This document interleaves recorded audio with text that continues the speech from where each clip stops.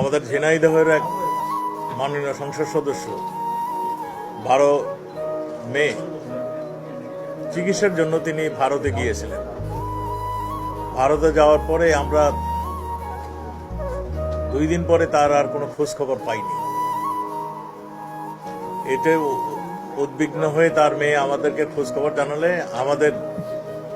আমাদের পুলিশ এই ঘটনাটি ইন্ডিয়ান পুলিশের সঙ্গে যোগাযোগ রাখছিলেন। আমরা আজকে সুনিশ্চিত হয়েছে সকালবেলায় ভারতীয় পুলিশ জানিয়েছেন যে তিনি খুন হয়েছেন।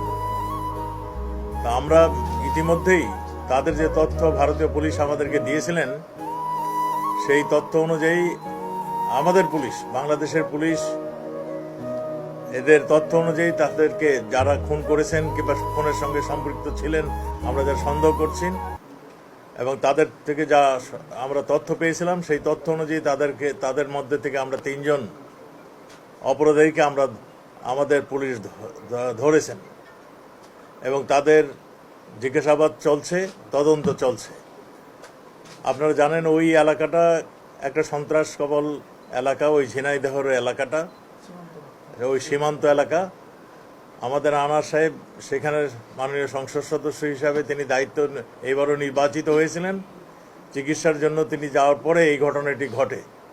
তা আমাদের পুলিশ এটা নিয়ে তদন্ত করছেন। আমরা শীঘ্রই খুনের মোটিভটা কী ছিল আমরা আপনাদেরকে জানাতে পারবো এবং ভারতীয় পুলিশ আমাদেরকে সর্ব ধরনের সহযোগিতা করছে। আমাদের কাছে যা ইনফরমেশন, আমরা আরও ইনফরমেশন যখন পাবো তখন আপনাদেরকে আরও তথ্য আমরা জানাতে পারবো।